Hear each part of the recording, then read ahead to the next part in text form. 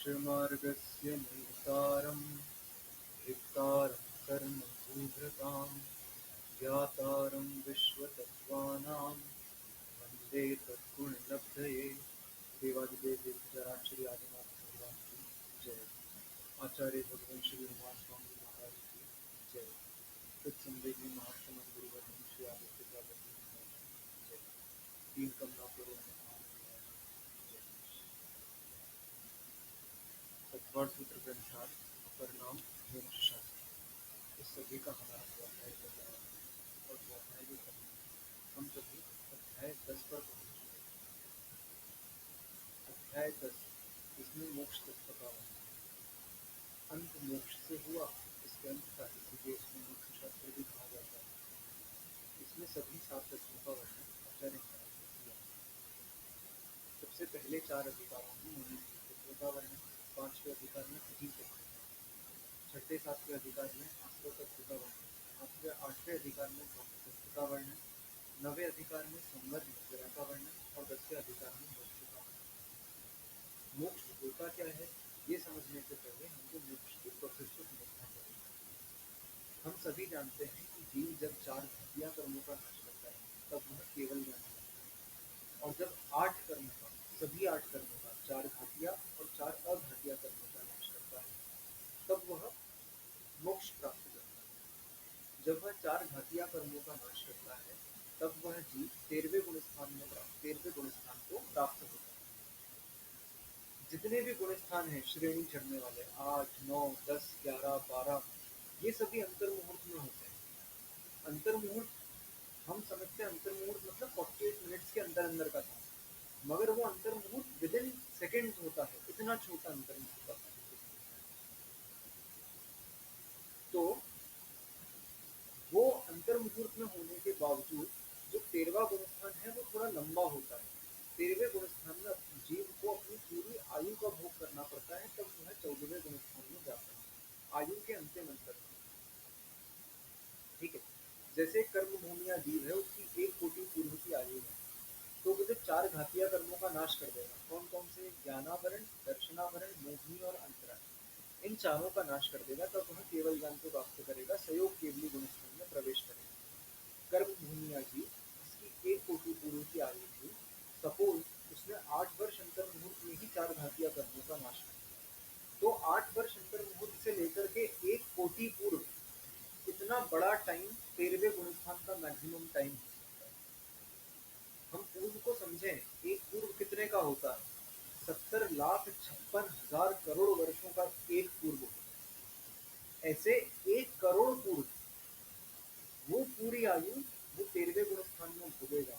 क्यों? क्योंकि भले वो केवल ज्ञानी हो चुका है। हम सबने 4 ध्यान पढ़े हैं, 8 ध्यान, रौद्र ध्यान, धर्म ध्यान और शुक्ल ध्यान। 8 ध्यान और रौद्र ध्यान के माध्यम से तो किसी भी कर्म की निर्जरा नहीं होती। धर्म ध्यान के माध्यम से कुछ आचार्य मानते हैं कि घातिया कर्मों का नाश किया जा सकता है,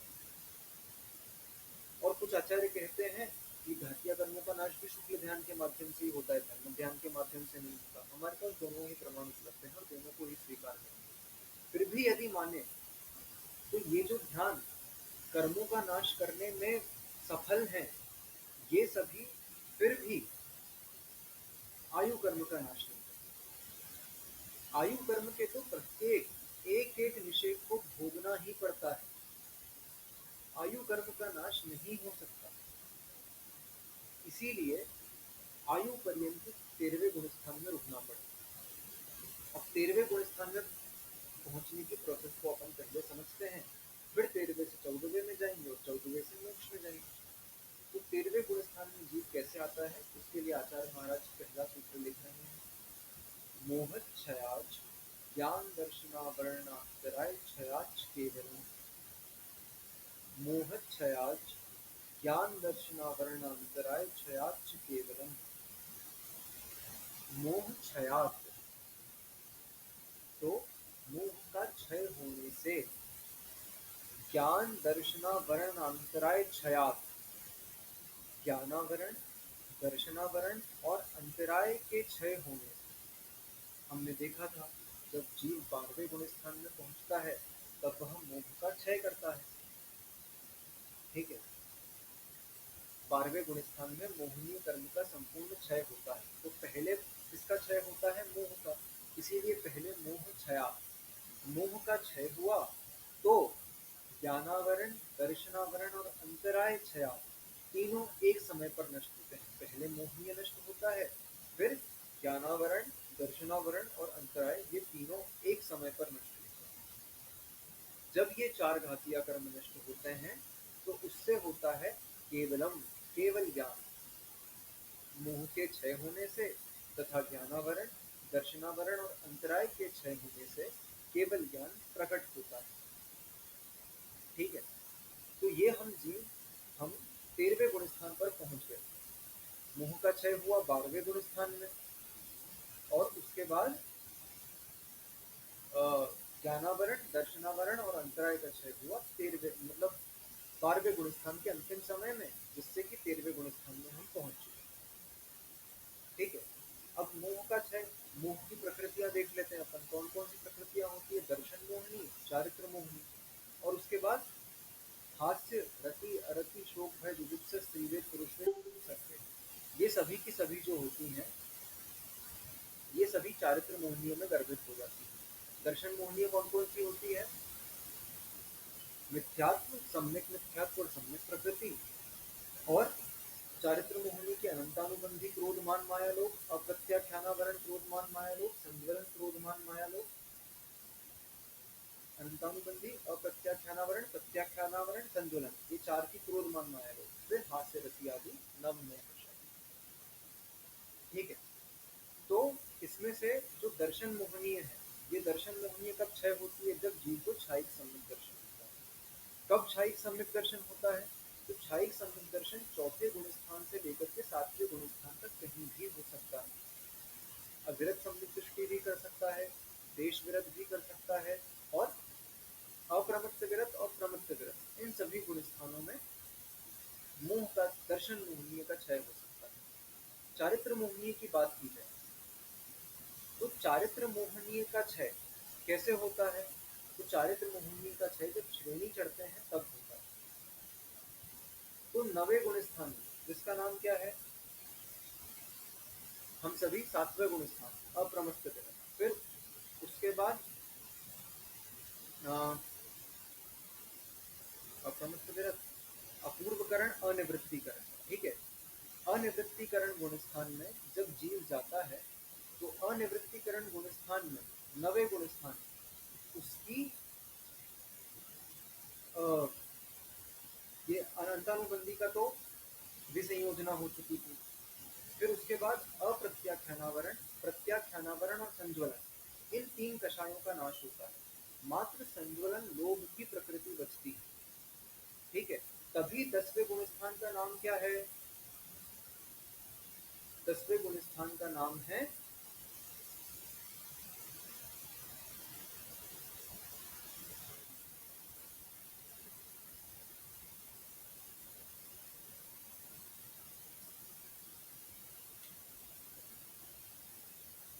सूक्ष्म सांप्राय, जहां पर सूक्ष्म लोभ रह जाता है। सूक्ष्म सांप्राय नाम का गुण स्थान, जहां पर सूक्ष्म लोभ रह जाता है। तो वहां पर लोभ है तो संज्वलन, क्रोध, मान, माया का 9वें गुण स्थान में नाश हो गया। इसके अलावा हास्य, रति, अरति, शोक, भय, जुगुप्सा, स्त्री वेद, पुरुष वेद और नपुंसक वेद, इन सभी प्रकृतियों का भी 9वें गुण स्थान में नाश हो जाता है। तो 9वें गुण स्थान में चारित्र मोहनी की कौन कौन सी प्रकृति नष्ट हो गई। चारित्र मोहनी की अप्रत्याख्यानावरण, प्रत्याख्यानावरण, क्रोध, मान, माया, और संज्वलन की क्रोध, मान, माया, और उसके बाद हास्य, रति, अरति, शोक, भय, जुगुप्सा, स्त्री वेद, पुरुष वेद और नपुंसक वेद, ये सभी 9वें गुण स्थान में नष्ट हो जाते हैं। फिर उसके बाद 10वें गुण स्थान में जाकर के संज्वलन, लोभ नष्ट हो जाता है। ठीक है। फिर 10वें के बाद 12वें में जब छपक श्रेणी वाला जाता है तो 12वें गुण स्थान में दर्शनावरण की निद्रा और प्रचला, ये दो प्रकृतियां नष्ट होती है, और मोहनीय कर्म की तो सारी प्रकृतियां 10वें में नष्ट हो गई। ठीक है। इसके अलावा ज्ञानावरण, दर्शनावरण और अंतराय, इन सभी की सारी प्रकृतियां नाश हो जाती है। मतलब टोटल जितनी भी घातिया कर्म की प्रकृतियां हैं 28 चारित्र मोहिनी की, ठीक है, 5 ज्ञानावरण की, 9 दर्शनावरण की और 5 अंतराय की। इस प्रकार से ये सारी प्रकृतियां 12वें गुण स्थान के अंतिम समय तक आते आते पूरी की पूरी नष्ट हो जाती है। इसके अलावा कुछ प्रकृतियां अघातिया कर्मों की भी नष्ट हो जाती है। हम सब ने पढ़ा है कि कर्मन की 63 प्रकृति नाश। तो 63 प्रकृति कौन कौन सी हो गई? तो 63 प्रकृति देखो, 47 तो इसकी हो गई घातिया कर्मों की। इसके अलावा 13 प्रकृतियां नाम कर्म की भी नाश होती है। वो 13 प्रकृतियां नरक गति, नरक गत्यानुपूर्वी, तिर्यंच गति, तिर्यंच गत्यानुपूर्वी। फिर इसके बाद एक इंद्रिय, दो इंद्रिय, तीन इंद्रिय, चार इंद्रिय जाति नाम कर्म, सूक्ष्म नाम कर्म, साधारण नाम कर्म, स्थावर और आतप और उद्योग। इस प्रकार से ये 13 नाम कर्म की प्रकृतियां भी नाश हो जाती है। ठीक है, जब जीव 13वें गुण स्थान में पहुंचता है। ये अभी भी 47 + 13 तो 60 हो गया, तो 63 कौन सी नाश हुई? तो ये जो प्रकृतियां नाश हुई है, ये मुनिराज के ध्यान लगाने से नाश हुई। ठीक है, तो इसको नाश करने में उन्होंने प्रयत्न किया है। तो ये सभी प्रकृतियां प्रयत्न साध्य है। प्रयत्न साध्य यानी कि इनको नाश करने के लिए पुरुषार्थ करना पड़ा। इसके बाद जो प्रकृतियों का नाश किया, जो 3 एक्स्ट्रा प्रकृतियां हैं, उनका नाश करने के लिए पुरुषार्थ नहीं करना पड़ा। बताता हूँ कौन सी 3 प्रकृतियां हैं। वो है नरक आयु, तिर्यंच आयु और देव आयु। कैसे, क्यों मेहनत नहीं करनी पड़ी? क्योंकि वो जो मुनिराज छपक श्रेणी पर चढ़ रहे हैं, वो नियम से केवल ज्ञान को प्राप्त करेंगे। चूंकि वो नियम से केवल ज्ञान को प्राप्त करेंगे तो वो मोक्ष जाएंगे। अब वो मोक्ष जाएंगे तो ना वो नरक गति में जा सकते हैं, ना वो तिर्यंच गति में जा सकते हैं, ना वो मनुष्य गति में जा सकते हैं। तो इन तीनों की आयु का बंध तो नियम से नहीं हुआ होगा, केवल ज्ञान प्राप्त करने के बाद होगा भी नहीं। मनुष्य आयु का उदय तो चल ही रहा है, तो बंध की बात नहीं है, उदय तो चल ही रहा है उसका। नरक, तिर्यंच और देव आयु का ना उदय चल रहा है, ना उनका बंध होने वाला है। तो वो कर्म आत्मा की सत्ता में पूरी तरह से गायब हो गए।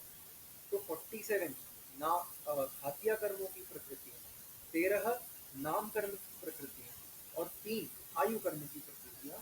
इस प्रकार से कुल 63 प्रकृतियों का नाश करके जीव केवल ज्ञान को प्राप्त करता है और केवल ज्ञान को प्राप्त करके 13वें गुण स्थान में प्रवेश करता है। अब 13वें गुण स्थान में प्रवेश करने के बाद वह जीव आगे क्या करता है, मोक्ष कैसे होता है? अभी तो केवल ज्ञान प्राप्त किया, अब इसके बाद मोक्ष प्राप्त करता है।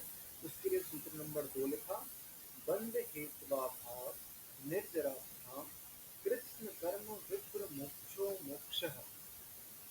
बंध हेत्वा भाव निर्जराभ्याम कृत्स्न कर्म विप्रो मोक्षो विप्र मोक्षो मोक्षः। तो बंध हेत्वा भाव, बंध के हेतुओं का अभाव करने पर, बंध के हेतु कौन कौन से होते हैं? तो मिथ्या दर्शन अविरति प्रमाद कषाय योगा बंध हेतवः, ये हमने पढ़ा है पहले के अध्यायों में। तो सबसे पहले मिथ्यात्व, अविरति, प्रमाद, कषाय और योग, ये बंध के हेतु हैं। 13वें गुण स्थान में देखो क्या क्या बचा। क्या मिथ्या दर्शन बचा? नहीं। अविरति बची? नहीं। प्रमाद बचा? नहीं। कषाय बची? नहीं। क्या बचा?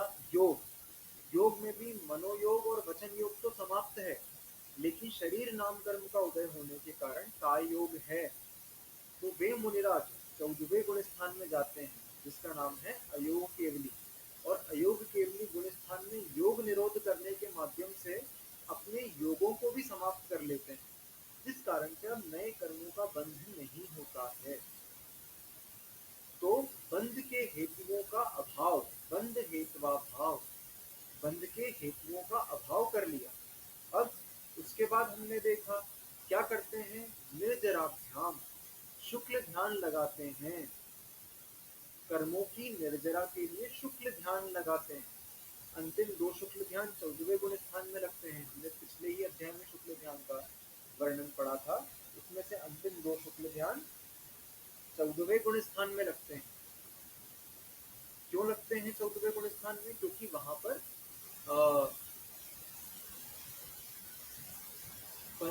उन बचे हुए अघातिया कर्मों का नाश करने के लिए। ठीक है।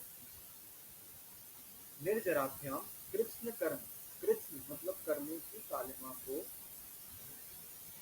विप्र मोक्षो मोक्ष नाश करते हैं, उनका क्षय करते हैं और फिर मोक्ष को प्राप्त करते हैं। इस प्रकार तो मोक्ष कैसे होता है? सबसे पहले तो बंध के हेतुओं का अभाव करा, फिर सभी कर्मों को एक स्थिति में लाए। कैसे लाए थे?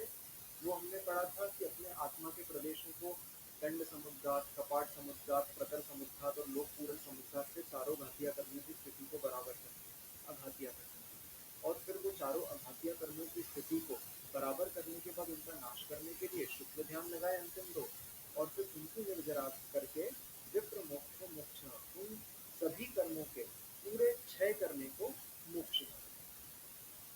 ठीक है। फिर उसके बाद मोक्ष होता है तो और क्या क्या होता है? तो लिखा औपशमिकादि भव्यत्वानां च, औपशमिकादि भव्यत्वानां च, औपशमिकादि भव्यत्वानां च। तो अब इसके बाद सिर्फ कर्मों का नाश होता है क्या? नहीं, भावों का भी नाश होता है। हमने जो भाव देखे, औपशमिक भाव, क्षायिक भाव, औदयिक भाव, परिणामिक भाव, क्षयोपशमिक भाव, तो इनका भी नाश होता है। कौन कौन से? औपशमिक आदि सभी भावों का, और भव्यत्व का। भव्यत्व का नाश कैसे हो गया? ये जीव भव्य अभव्य दोनों नहीं बचे क्या? तो हाँ, अब ये जीव ना भव्य बचे ना ये जीव अभव्य बचे। ठीक है। जैसे कोई व्यक्ति आईआईटी जेईई की तैयारी कर रहा है तो हम उसको बोलेंगे कि जेईई का एस्पिरेंट है। ठीक है। जब उसने वो क्वालिफाई कर ली तो क्या हम उसको फिर भी एस्पिरेंट बोलेंगे? नहीं, अब वो एस्पिरेंट नहीं बचा। ठीक है। एक व्यक्ति एमबीबीएस कर रहा है तब उसको हम बोलेंगे कि मेडिको, मेडिको यानी कि एक व्यक्ति जो डॉक्टर बनने की पढ़ाई कर रहा है। जब उसकी 5 साल का एमबीबीएस पूरा हो गया तब भी उसको मेडिको बोलेंगे कि वो डॉक्टर बोलेंगे उसको? तो उसको डॉक्टर ही कहा जाएगा। अब उसकी मेडिको जो संज्ञा दी गई थी वो समाप्त हो जाएगी। जो एस्पिरेंट संज्ञा दी थी वो एग्जाम क्वालिफाई करने के बाद समाप्त हो जाएगी। तो भव्य किसको कहते हैं? वह भी जिसमें मोक्ष प्राप्त करने की योग्यता है। अब चूंकि उस चीज ने मोक्ष प्राप्त कर लिया तो अब वो ना एस्पिरेंट बचा ही नहीं उस चीज का, अब वो चीज बन चुका है। तो अभव्य तो वो पहली बात था ही नहीं, उसमें भव्यपना, तो वो भव्यपना भी नष्ट हो गया। अब वो ना भव्य है ना अभव्य। तो पारिणामिक भावों में से जीवत्व, भव्यत्व और अभव्यत्व, ये तीन हमने देखे थे। जीवत्व तो कभी समाप्त हो सकता नहीं किसी जीव का, अभव्य वो था नहीं, और भव्यत्व बना उसका नष्ट हो जाए। तो कौन कौन से भाव नष्ट हो जाएंगे? औपशमिक, क्षायोपशमिक और औदयिक, और पारिणामिक में से भव्यत्व भाव नष्ट हो जाए। क्षायिक भाव क्या होता है? तो क्षायिक भाव हमने देखा था कि वह कर्मों के नाश से प्रकट होता है। तो जब सभी कर्मों का नाश हो जाएगा तो वो क्षायिक भाव प्रकट होगा, ना कि वो नष्ट होगा। इस सूत्र में तो लिखा ही नहीं। तो अगले सूत्र को उन्होंने कहा अन्यत्र केवल सम्यक् ज्ञान दर्शन सिद्धत्वेभ्यः, अन्यत्र केवल सम्यक् ज्ञान दर्शन सिद्धत्वेभ्यः। एक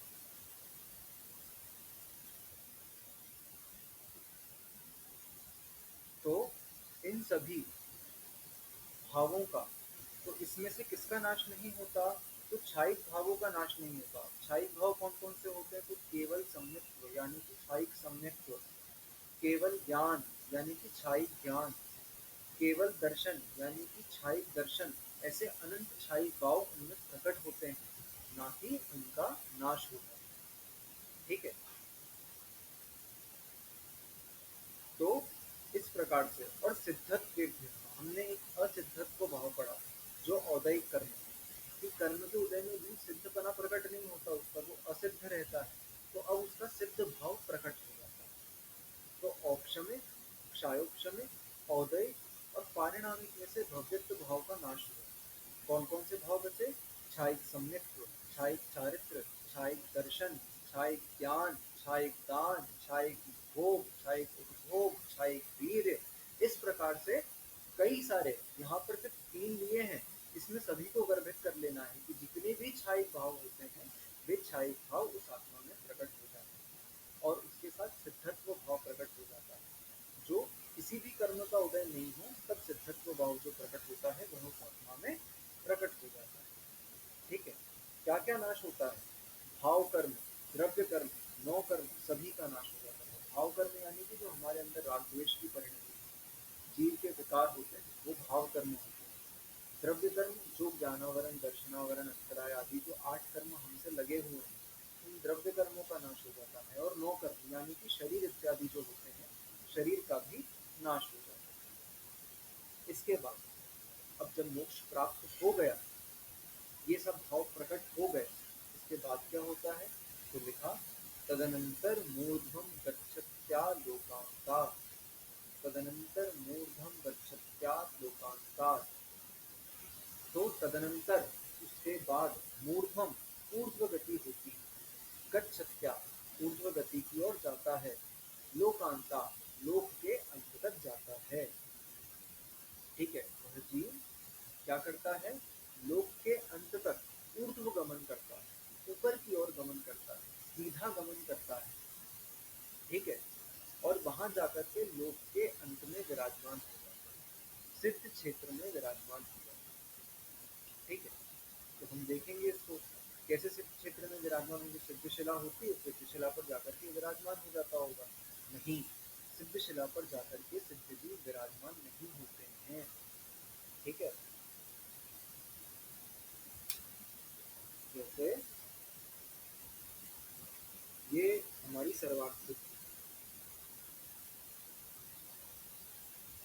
ये सर्वार्थ सिद्धि का विमान। ठीक है, इस सर्वार्थ सिद्धि के विमान से 12 योजन ऊपर जाकर, यहाँ से 12 योजन ऊपर जाकर के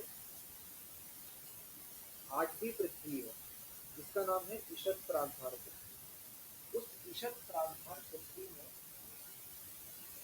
बीचों बीच 45 लाख योजन की, जितना बड़ा ढाईद्वीप है उतनी ही बड़ी सिद्ध शिला है। ये ईशत प्रागभार पृथ्वी और उसके बीच में ये 45 लाख योजन की सिद्ध शिला, 45 लाख योजन की सिद्ध शिला। अब जीव सिद्ध शिला पर जाकर के विराजमान नहीं होता, इसके भी ऊपर जाकर 3 बात वलय हैं।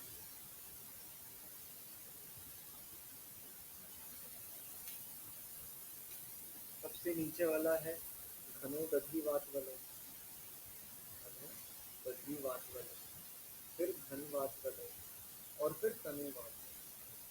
ठीक है, इस तनुवात वलय की 1500 कोस,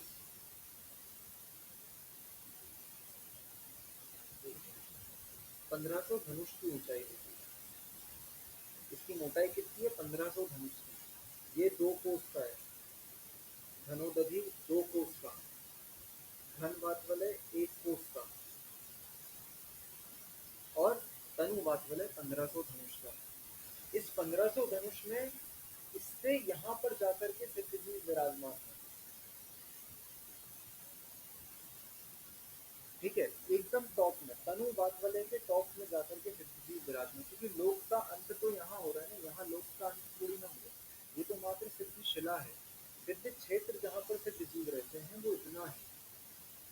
ठीक है, सिद्ध जीव जहाँ पर रहते हैं वो इतना है। ये टोटल 45 लाख योजन का, 2.5 बराबर इतना होता है, क्योंकि 2.5 से ही मोक्ष पाया जा सकता है, उसके बाहर तो मनुष्य ही नहीं। ठीक है, तो इस प्रकार से ऊर्ध्व गमन करता है। अब क्वेश्चन आया कि ऊर्ध्व गमन ही क्यों करता है, तो उसके लिए आचार्य महाराज उत्तर लिखते हैं,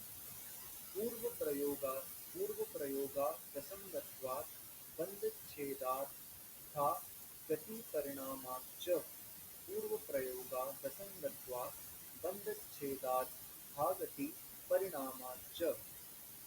पूर्व प्रयोगा, पूर्व के प्रयोग से यानी कि पूर्व के संस्कार से, हमने जन्मों जन्मों से हमारी आत्मा में ये संस्कार डाले हैं कि हमको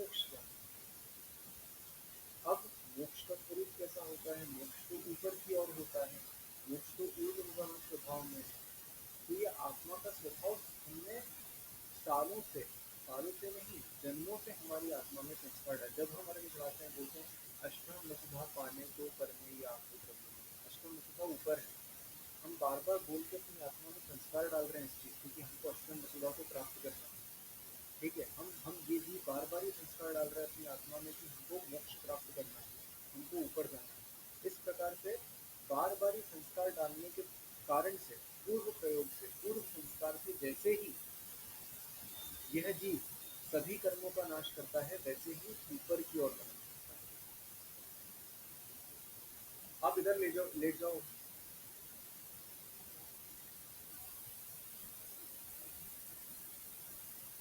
संग का अभाव होने से, यानी कि परिग्रह कम होने से। ठीक है, 14 प्रकार का अंतरंग परिग्रह, 10 प्रकार का बहिरंग परिग्रह। हमने देखा था जैसे जैसे परिग्रह कम होता है, वैसे वैसे जीव ऊपर की ओर गमन करता है। गति, शरीर, परिग्रह, अभिमान को होना, ये हमने सूत्र पढ़ा था जब हम देव गति का वर्णन कर रहे थे कि ऊपर ऊपर के देवों में उनकी गति, चाल कम हो जाती है, शरीर की ऊंचाई कम हो जाती है, परिग्रह भी कम हो जाता है। तो जितना परिग्रह हम कम करेंगे, उतना ऊपर की ओर गमन करेंगे। अब जब शरीर का ही परिग्रह नहीं होता, कर्मों का परिग्रह नहीं होता, बहिरंग अंतरंग कोई परिग्रह नहीं होता, तो सबसे ऊपर जाकर के गमन करेंगे ना। तो संग का अभाव होने से हमें परिग्रह की कमी है, और ये परिग्रह हमारे लिए क्या है? बंधन है। तो बंधन के टूटने से, कोई बंधन से छूटे तो एकदम खुला जाएगा ना, तो ऊपर की ओर खुला गमन करना। उसके लिए एग्जाम्पल लिखे आगे के पुस्तक में। अवध कुलाल चक्रवत, व्यपगत लेपा लांबोवत, रंड लांबुवत, तेरंड बीजवत, अग्नि शिखावच्च। आविद्ध कुलाल चक्रवत, व्यपगत लेपा लांबुवत, तेरंड बीजवत, अग्नि शिखावच्च। तो आविद्ध कुलाल चक्रवत, आविद्ध कुलाल किसको कहते हैं? जो पॉटरी करता है ना, कुम्हार। तो कुम्हार जब पॉटरी करता है तो उसका एक व्हील होता है, उस व्हील को घुमाने के लिए पहले वो डंडे का उपयोग करता है, जिससे वो बहुत तेज घुमाता है। अब जितना वो तेज घुमाता है और फिर डंडे को छोड़ देता है, तो वो जो चक्का रहता है, वो कुम्हार का चक्का अपने आप घूमता रहता है, जिससे वो घड़ा बनता है। तो उस जो उसका चक्र है, जो कुम्हार का चक्र है, उसको उसने ऐसे संस्कार दिए कि वो तेज तेज घूमे, तो डंडा हटने के बाद भी वो गोल घूमे।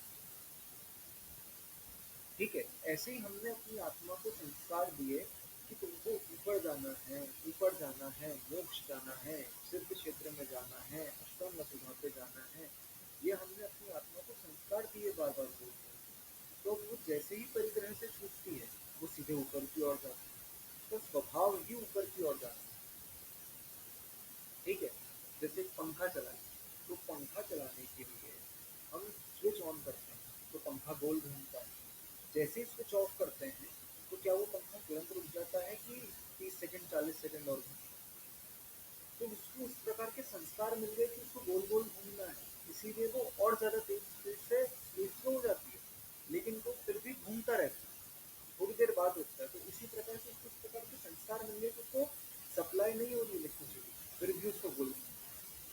ठीक है, तो इस प्रकार से फिर लेप से मुक्त हुई टुमड़ी के समान, टुमड़ी किसको कहते हैं? खाली बॉटल। उसको यदि पानी में डालें, जैसे मग्गा होता है, छोटी सी मॉम का मग्गा, छोटे से मुख वाला मग्गा, उसको पानी में डालें तो चूंकि उसमें एयर है, तो वो पानी में डूबता नहीं है। लेकिन एक काम करो, उसको पूरा का पूरा चारों तरफ से क्या कर दो, मिट्टी से लेप कर दो उसका मग्गा, तो उसका वजन भी बढ़ जाएगा, अंदर की एयर भी ट्रैप हो जाएगी। तो क्या होगा, फिर उसको पानी में डालेंगे, जब अपन ने पूरा कवर कर दिया उसको मिट्टी से, तो पानी में डालेंगे तो वो डूब जाएगा। ठीक है, अब जैसे ही वो पानी में गया, तो मिट्टी क्या होती है, पानी में टूटना चालू हो जाती है, घुलना चालू हो जाती है। तो जैसे ही वो मिट्टी का संग छोड़ देगा, वो जो बॉटल है, कुमड़ी कहते हैं, तो कुमड़ी मतलब एक छोटी सी ऐसी बॉटल समझो जिसका नॉब बहुत छोटा था, इसका मुख बहुत छोटा था। तो जैसे उसमें से मिट्टी अपन ने चिपका दी थी और फिर उसको रखा था पानी में, तो वो डूब गई। फिर जैसे ही हमने उसको अलग किया, हमने नहीं अलग किया, पानी में स्वतः में वो मिट्टी घुल गई और वो अलग हो गई, तो क्या होगा, वो बॉटल जैसे ही मिट्टी का संग छोड़ा, उसका स्वभाव था ऊपर उठने का, क्योंकि वो हल्की हो गई। ऐसे ही हमने जब परिग्रह को छोड़ा, कर्मों को छोड़ा, तो हमारा स्वभाव था ऊपर उठने का, ऊपर उठ गए। ऊपर उठ के कहाँ तक चले गए? योग के अग्रभाग तक चले गए। फिर एरंड बीजवत, एरंड बीज, एरंड के नाम का एक पेड़ होता है।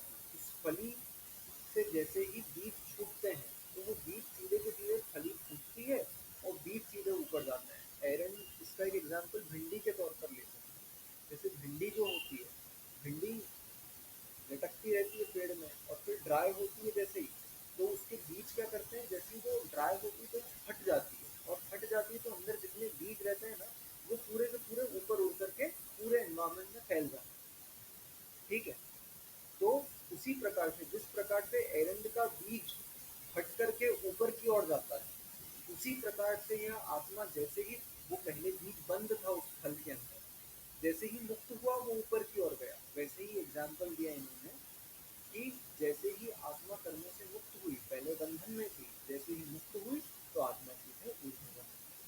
अग्नि शिखावच्च, जैसे आग की लपटें हमेशा ऊपर की ओर गमन।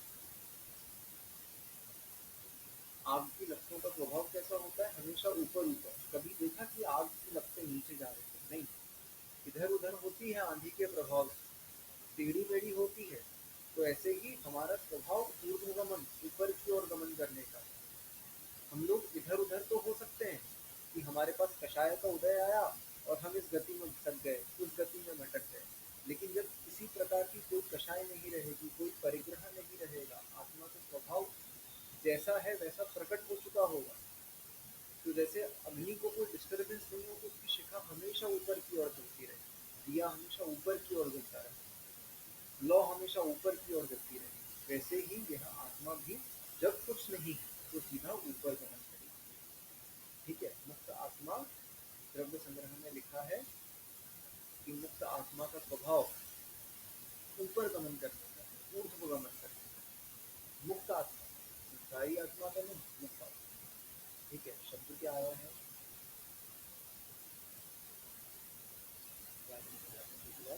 हाँ, लेकिन इस गाथा में ऐसा लिखा गया है कि जीव ऊर्ध्व गमन करता है।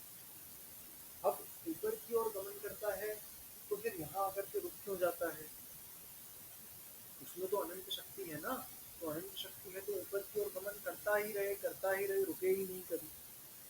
तो उसके आगे लिखा धर्मास्तिकाय भावात्, धर्मास्तिकाय भावात्, धर्म द्रव्य के अभाव में जीव, उद्गल, कुछ भी चल नहीं सकता।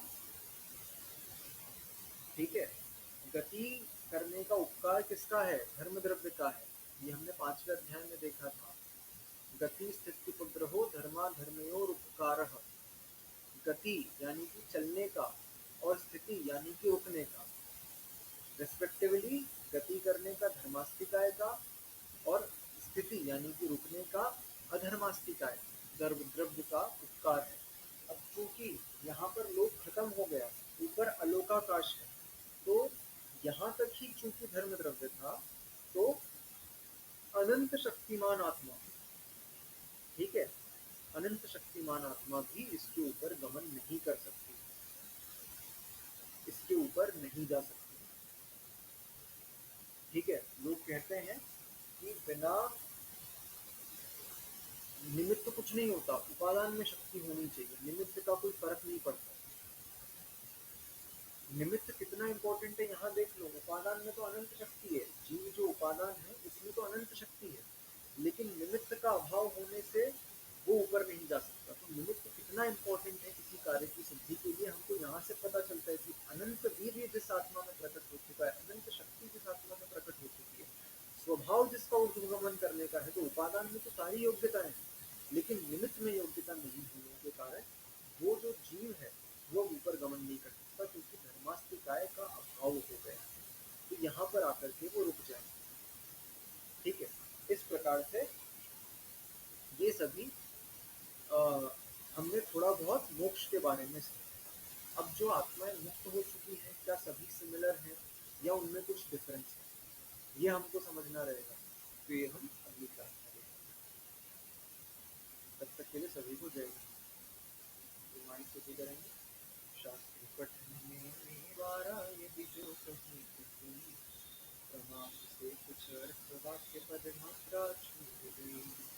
सरस्वती मेरी उस त्रुटि को कृपया क्षमा करें और मुझे कैवल्य धाम में मां विलंब करें। वक्त सदा की चिंता मणि सदृश मात्र तेरा वंदन करने वाले मुझको मिले सदा तेरा। बोध समाधि विशुद्ध